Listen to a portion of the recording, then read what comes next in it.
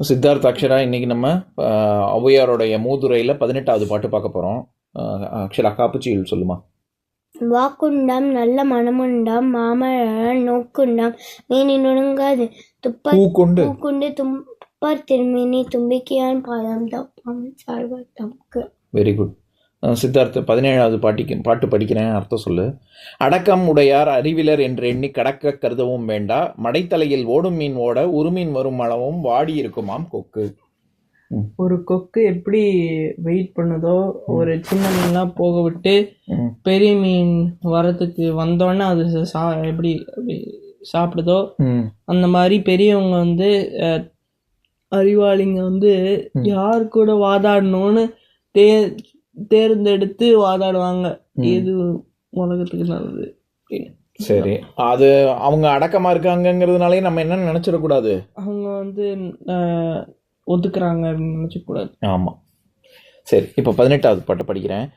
அற்ற குளத்தின் அருநீர் பறவை போல் உற்றுழி தீர்வார் உறவு அல்லர், அக்குளத்தில் கொட்டியும் ஆம்பலம் நெய்தலும் போலவே ஒட்டி உருவார் உறவு.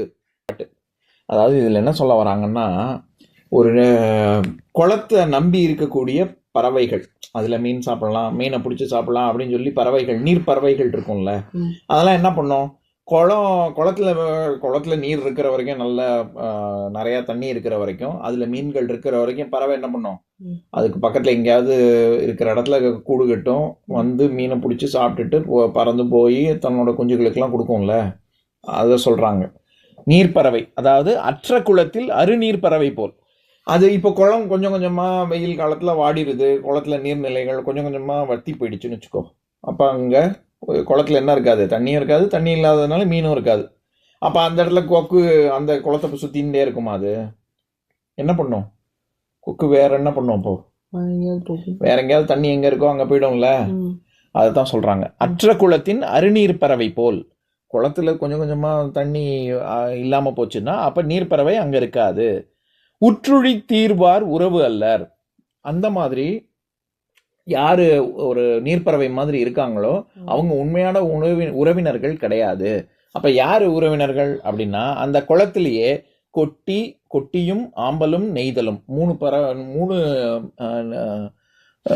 மலர்கள் சொல்றாங்க.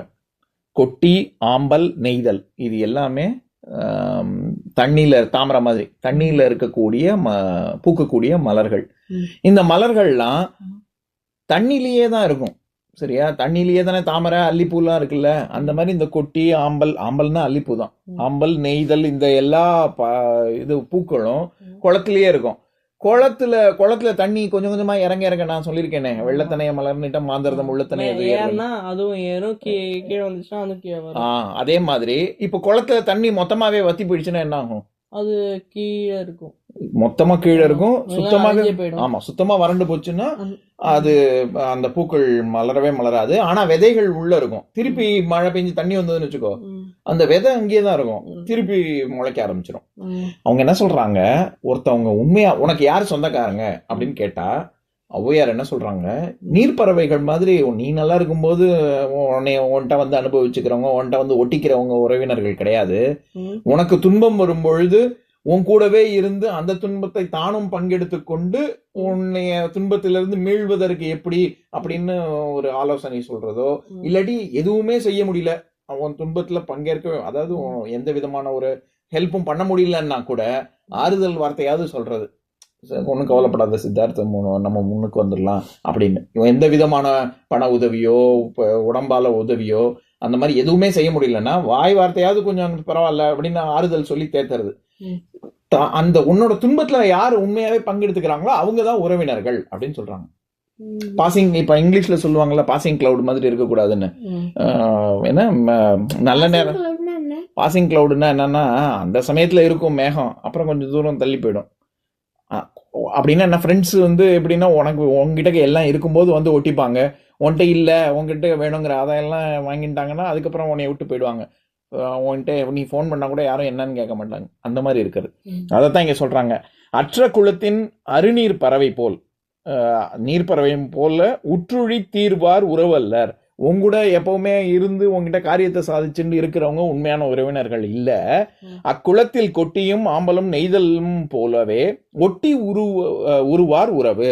உங்கூட எப்பவுமே ஒட்டி இருந்து உனக்கு வந்து துன்ப காலத்துல உனக்கு உறுதுணையா யார் இருக்காங்களோ அவங்கதான் உண்மையான உறவினர் அப்படின்னு சொல்றாங்க. சரியா? இப்ப நான் பாட்டை படிக்கிறேன், எங்கூட சேர்ந்து படிங்க. அற்ற குளத்தின் அருநீர் பறவை போல் உற்றுழி தீர்வார் உறவல்லர். அக்குளத்தில் கொட்டியும் ஆம்பலும் நெய்தலும் போலவே ஒட்டி உருவார் உறவு. இன்னொரு நாள் இன்னொரு பாட்டு பார்க்கலாம்.